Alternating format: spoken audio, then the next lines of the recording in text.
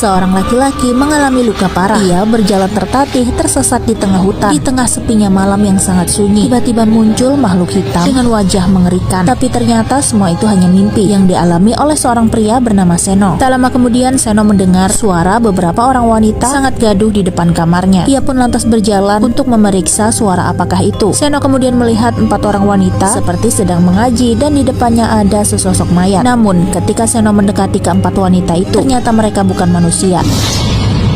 Dan film pun dimulai.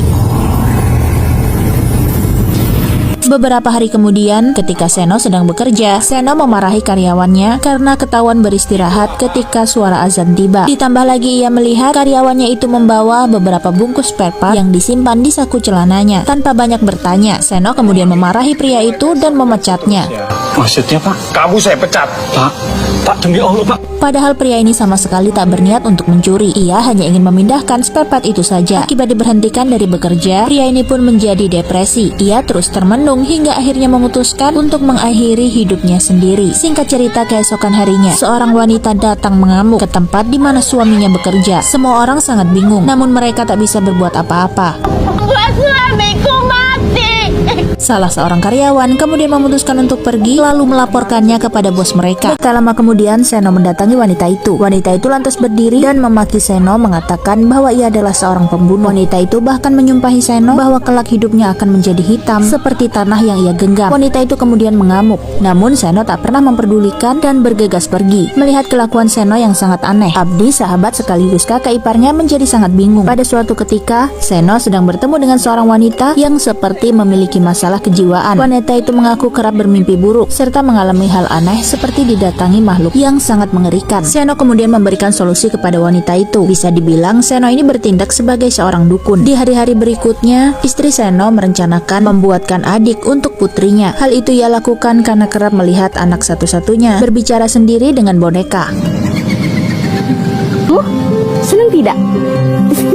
Suatu hari, keluarga kecil ini merencanakan untuk pergi berlibur. Namun, ketika wanita ini mengunci pintu rumahnya, terdengar sesuatu yang pecah dari dalam rumah. Namun, ia tak memperdulikannya dan tetap pergi untuk berlibur. Di saat itulah Abdi mendapat firasat di mana foto keluarga adiknya terjatuh dengan kaca yang pecah berhamburan. Karena cemas terjadi sesuatu, Abdi kemudian berusaha untuk menghubungi Seno. Kala itu, Seno segera mengangkat telepon dari kakaknya dan mengatakan bahwa mereka sedang baik-baik saja, serta istrinya yang sedang tertidur. Akibat terlalu ceroboh, seorang pria mengalami insiden kecelakaan hingga bahunya terluka dan banyak mengeluarkan darah. Sebagai seorang atasan, Wina berusaha untuk menyembuhkan luka di bahu Seno. Namun ternyata Wina mempunyai niat lain. Ia justru berusaha untuk menggoda Seno. Namun Seno yang sangat mencintai istrinya sedikit pun tak menggubris apa yang dilakukan oleh Wina. Kala itu sapu tangan milik Seno tertinggal. Wina lantas mengambil dan menyimpannya. Ternyata Wina hendak membawa sapu tangan yang berlumur darah itu kepada seorang dukun. Awalnya Wina berniat untuk merebut Seno dari istrinya. Namun ketika dukun melakukan sebuah ritual, dukun itu lantas mendapatkan penglihatan berbeda. Tanpa banyak bicara, dukun itu kemudian membungkus kembali sapu tangan yang berlumur darah itu, lalu mengembalikannya kepada Wina, seraya berpesan agar mengembalikan sapu tangan itu kepada pemiliknya. Keesokan harinya, Wina kembali datang menemui Seno dan berusaha merayunya. Namun kedekatan mereka berdua justru dilihat oleh Abdi yang tak sengaja bertugas di sekitar pabrik itu. Abdi pun merasa curiga dengan apa yang dilakukan Seno sebagai suami dari adiknya. Namun meski berkali-kali Wina berusaha untuk mendekati Seno, tetap saja Seno tak bergeming. Ia juga berkali-kali meninggalkan Wina. Hingga suatu malam Wina pun mendatangi rumah Seno. Di saat yang sama, tiba-tiba saja anak gadis Seno seperti dicekik oleh sesosok makhluk dari balik kelambu. Beruntungnya Seno segera datang dan segera menenangkan putrinya itu. Sepertinya anak kecil itu melihat kedatangan Wina. Di tempat yang sama, ketika Abdi sedang beristirahat, tanpa disadari ia pun tertidur sambil memeluk buku yang tadi dibacanya. Tiba-tiba ada sesosok tangan hitam mematikan radio yang sedang menyala. Tak lama kemudian Abdi terbangun karena radionya mati. Ia pun kemudian berdiri untuk masuk ke kamar, tapi tiba-tiba ada bayangan wanita melintas. Keesokan harinya ketika di tempat bekerja, Abdi mendatangi Wina dan mengatakan agar ia jangan mengganggu Seno, suami adiknya. Namun di saat itulah juga Wina justru menceritakan keganjilan yang terjadi pada adiknya. Tanpa pikir panjang, mereka berdua kemudian mendatangi rumah Seno. Ada hal aneh yang mereka temui, di mana Seno tampak bermain sendirian, namun seperti bermain dengan istri serta anaknya. Hal itu terlihat sangat tak wajar. Melihat tingkah aneh adik iparnya, Abdi sangat terkejut. Bahkan bahkan tak mengerti apa yang sebenarnya terjadi. Tak bisa menahan emosinya, Abdi berusaha untuk turun dari mobil menemui Seno. Namun Wina bersikeras menghalanginya. Sementara di rumah Seno, malam itu ketika Seno baru saja pulang bekerja, ia selalu disambut oleh anak serta istrinya. Keluarga mereka terlihat sangat bahagia. Namun di saat-saat tertentu, Seno sering menemui orang-orang aneh yang meminta bantuannya. Seperti kali ini sepasang suami istri datang untuk meminta kemakmuran serta membuat warungnya menjadi laris. Malam hari ketika Seno terbangun dari tidur, ia dikejutkan dengan istrinya yang mengamuk menggedor pintu jendela rumah. Ketika Seno hendak mendekati istrinya, muncullah sosok bayangan pria aneh. Setiap kali istri Seno mengamuk, ia melihat bayangan wanita.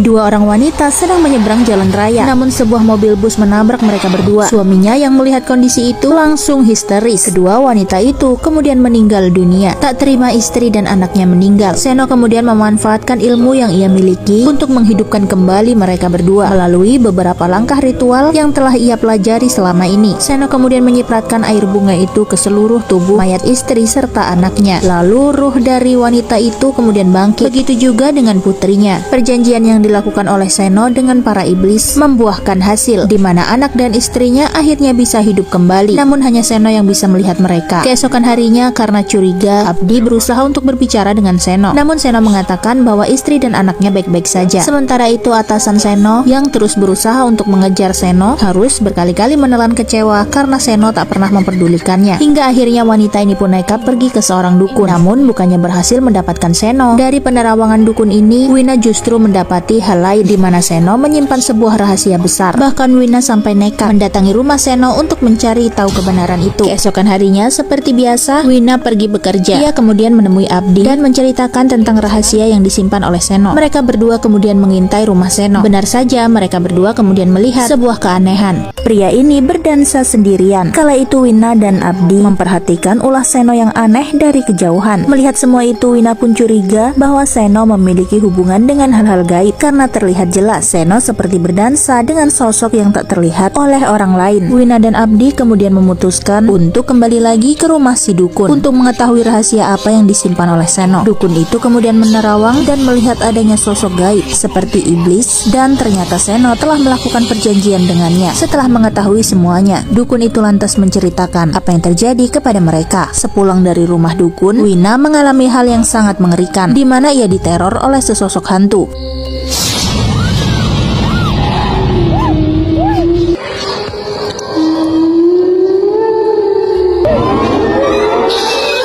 Sementara itu, istri Seno yang berada di rumah kerap didatangi makhluk mengerikan. Namun meski begitu, wanita ini sepertinya sudah terbiasa. Bahkan tingkah lakunya saja seperti ada yang tidak wajar. Ketika Seno melihat perubahan pada istrinya, Seno khawatir mereka berdua akan berpisah. Tak mau hal itu terjadi, Seno kemudian kembali melakukan sebuah ritual. Ritual yang ia lakukan adalah untuk membuat tubuh istri serta anaknya menjadi abadi selama-lamanya dan hidup seperti nyata. Dan semua itu adalah bantuan iblis.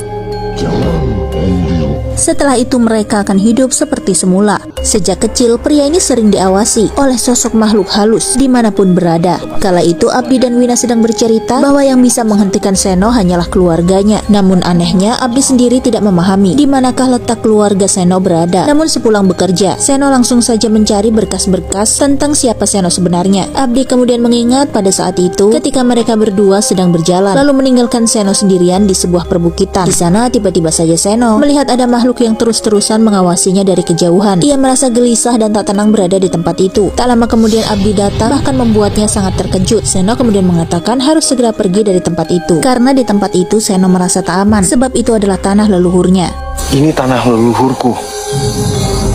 Setelah mengingat semua kejadian lama itu, Abdi lalu memutuskan untuk pergi ke desa di mana tempat tinggal masa kecil Seno dulu. Ia lalu menemukan sebuah rumah tua dan memanggil si pemilik rumah. Di dalam rumah itu terdapat seorang ibu. Ia pun segera bergegas membuka pintu dan menemui Abdi. Ternyata wanita itu adalah ibunya Seno. Abdi lantas menceritakan semua kejadian yang terjadi kepada Seno dan juga adik serta keponakannya. Si ibu pun kemudian menceritakan semua tentang Seno di masa kecilnya. Beberapa tahun yang lalu, keluarga Seno memang memiliki memiliki peliharaan. Kala itu ayah Seno memaksa ibunya untuk mengambil sesuatu di bagian kaki. Lalu si ibu membawa benda itu ke tengah hutan. Ternyata Seno mengikutinya. Seorang wanita membelah kaki suaminya lalu mengambil sebuah benda kecil. Ternyata kelakuan kedua orang itu diperhatikan oleh Seno. Setelah itu si ibu pun kemudian pergi ke tengah hutan. Dengan tangan yang masih berlumuran darah, wanita itu lalu menggali tanah, kemudian memendam benda itu lalu meninggalkannya. Seno yang mengawasi dari tadi malah membongkar kembali galian itu dan mengambil benda kecil yang ditanam. Ternyata benda itu adalah sebuah keris pusaka. Lalu semenjak saat itulah Seno tak pernah lagi pulang ke rumah, bahkan sudah dianggap tiada oleh kedua orang tuanya. Kali ini ketika Abdi meminta bantuan kepada si ibu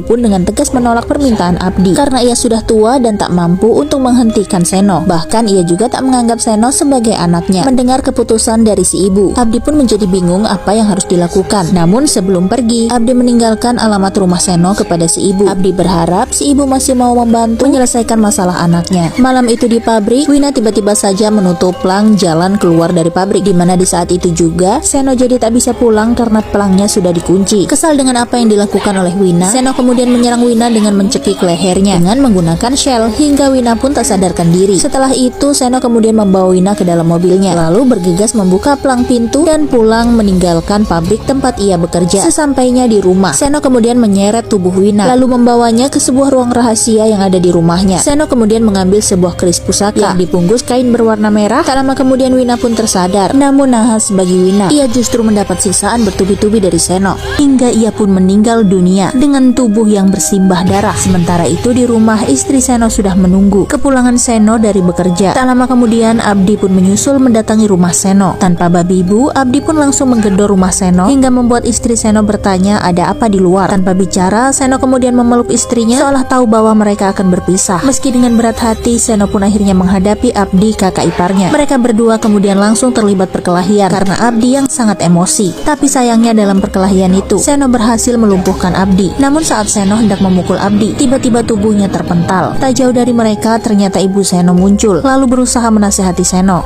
Seno, ini ibu nak. Seno yang melihat kembali kehadiran ibunya hanya bisa terdiam dengan mata yang berkaca-kaca. Tak lama kemudian ia pun memutuskan untuk pergi meninggalkan Abdi dan ibunya di tempat itu. Abdi yang merasa penasaran dengan keberadaan adiknya, ia lalu memeriksa rumah Seno dan menemukan sebuah ruangan di mana di dalam ruangan itu ia menemukan jasad Wina yang sudah tak bernyawa bersimbah darah. Abdi tak bisa berbuat banyak, ia hanya bisa menyesali semua yang telah terjadi. Dan tak jauh dari tempat Abdi tampak dua sosok mayat berbungkus kain kafan diletakkan di atas sebuah ranjang. Karena rasa penasarannya ia pun mendekati kedua sosok mayat itu. Di atas sebuah ranjang, dua sosok mayat manusia berbungkus kain kafan. Abdi yang menemukan ruangan itu kemudian segera mendekati kedua mayat. Karena rasa penasarannya, Abdi kemudian membuka salah satu mayat itu. Alangkah terkejutnya, ternyata mayat itu adalah mayat adik perempuan satu-satunya dengan kondisi wajah yang mulai membusuk. Ia pun tak menyangka bahwa adiknya ternyata sudah meninggal dunia. Lalu jasad siapakah yang ada di sebelah wanita itu? Abdi pun sudah mengira bahwa itu adalah jasad keponakannya. Dengan sabar ia membuka kain putih itu, lalu terlihatlah sosok wajah anak kecil polos yang tak lain tak bukan adalah keponakannya sendiri. Abdi hanya bisa menangis, namun semua sudah terlambat.